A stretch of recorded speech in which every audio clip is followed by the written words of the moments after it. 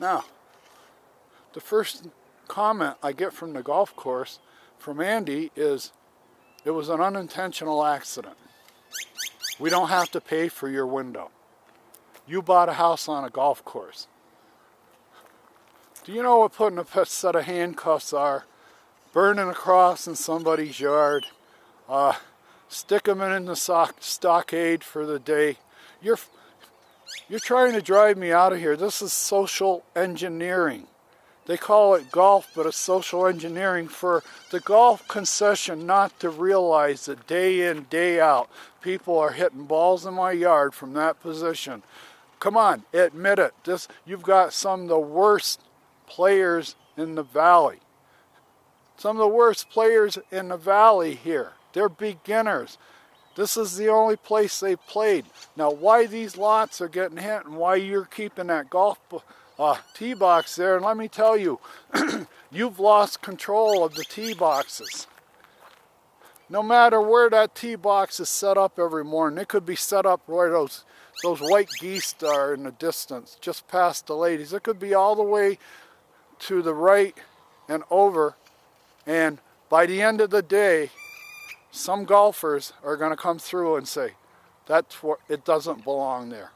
We'll take it and put it back where it belongs in the corner. Or we'll put it where it belongs, right on the cart path. Okay?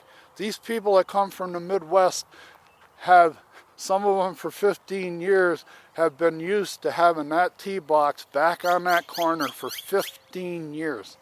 I can go the whole month of December and almost half of January where they put the tee box up there and it stays there all day. But as soon as the people start coming in, the snowbirds that traditionally have had it back there, that are used to stepping out of their cart and hitting their golf ball and then being able to walk in my yard and get a freebie. They get a freebie at breaking somebody's window. They get a freebie. Every golfer here has a freebie. If he breaks my window with a bad swing or a bad decision, or he's punching over his weight, I have to deal with a broken window and pay for it.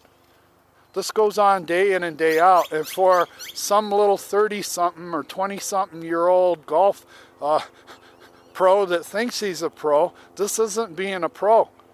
Being a pro doesn't include malice. Being a pro doesn't include risking property. All right, here this guy's giving a lesson to the other guy. I see this all the time. Every swing that comes up here, about 90% of the swings that hit that tee box are homegrown swings. Homegrown. Never took a lesson in their life. Monkey see, monkey do golf. Haven't got a clue. Okay, he's giving a lesson to this guy. Is this his first day out here? This is what I deal with, day in, day out, okay? When you see a young person and they're so mechanical they look like a mannequin, they have no fluidity in their swing, they stand over the ball for 10 minutes looking at it, they don't dare pull the trigger, and then all of a sudden they make this spastic lunge and the golf ball's in my yard. Now, the group they're playing with, if they've been playing here for 15 years, they tell this kid, brand new guy, go up and get your ball. We can walk in people's yards in Sundance. I've walked up in that yard a dozen times. Go get your ball.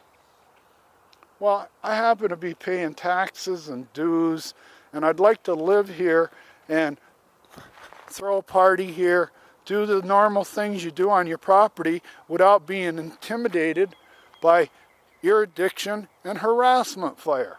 Let's face it, the golf course knows, the concessions knows, everybody in the HOA knows, the mayor knows, the police knows that if you have any kind of knowledge of golf, that day in, day out, I'm going to be bombarded with bad shots, foul balls. And for the golf concession and the police department and the mayor's office and the HOA and everybody else and my neighbors to tell me you bought a house on a golf course, if you don't like it, why don't you move?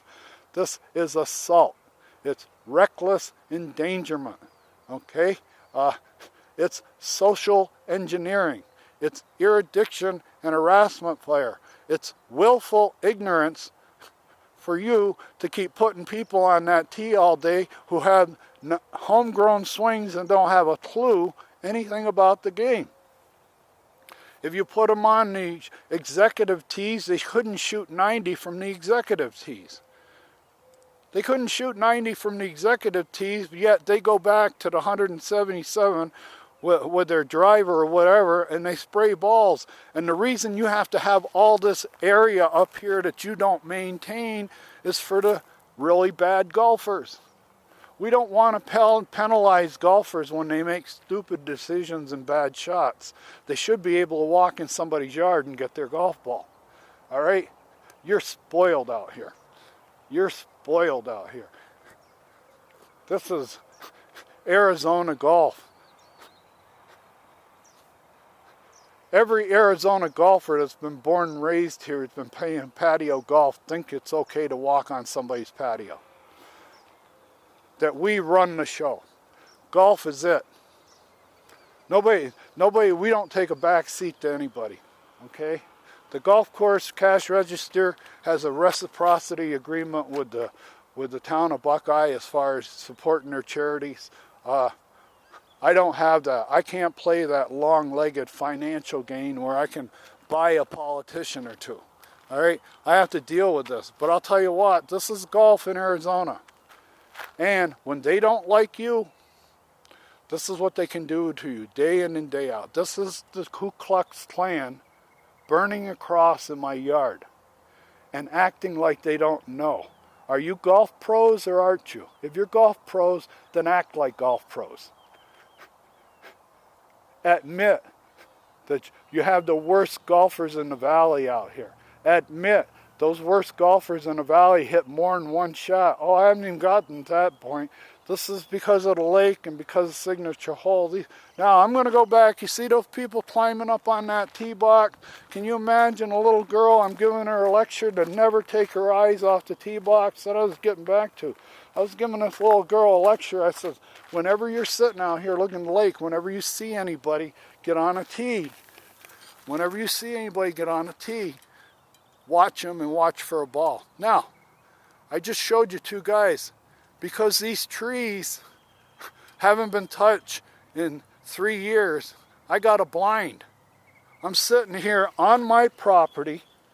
I'm well within my property limits, and there's two guys on a tee ready to set off a rocket attack, and I can't see them. I can't. How do you tell somebody sitting out here to watch the people on the tee when they can't even see the tee box from here? Does anybody get this? Anybody in the HOA get this?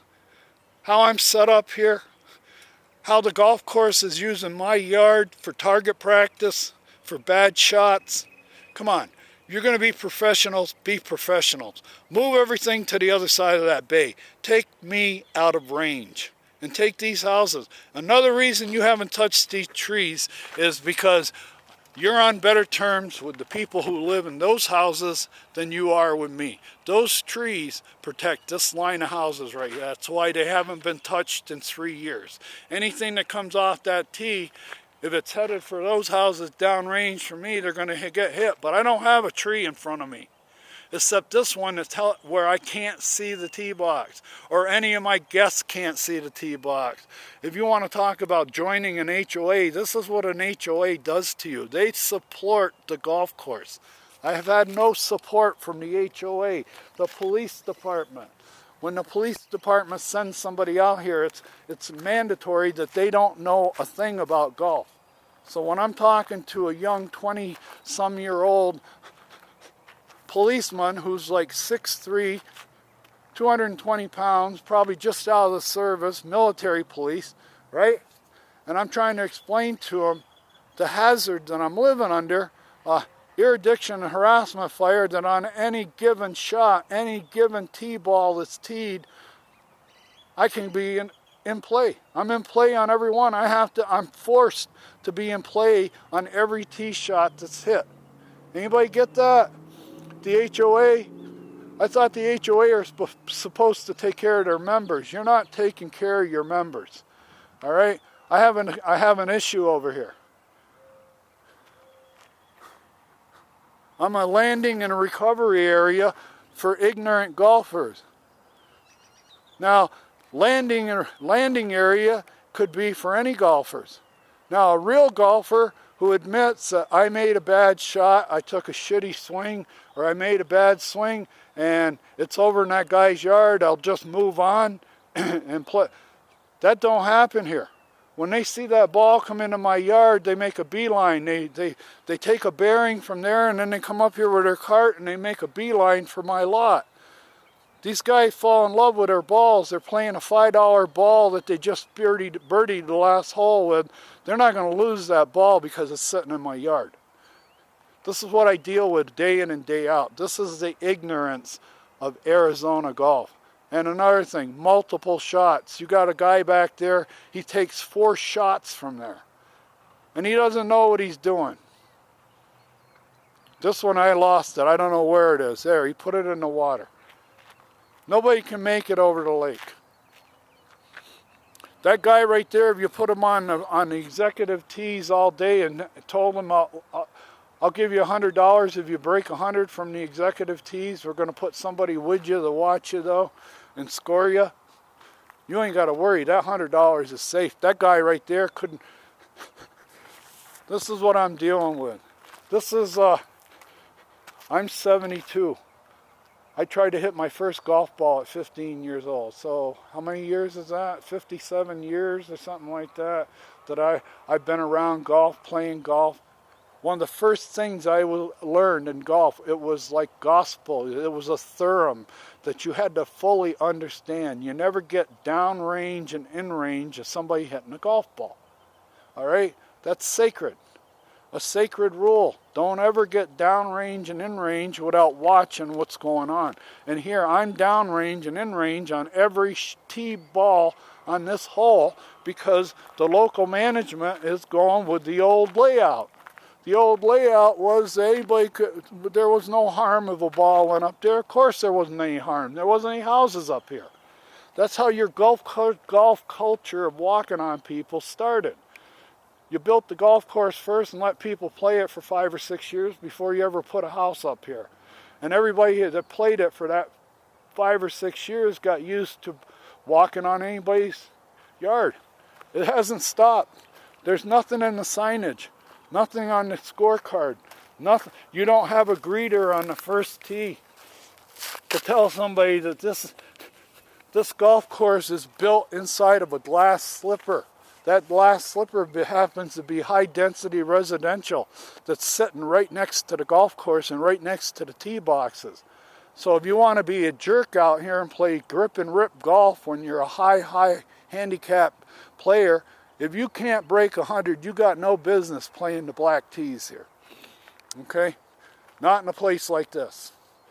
Like I said, they built a glass slipper around a foot. And now the golf course seems to think that it's okay.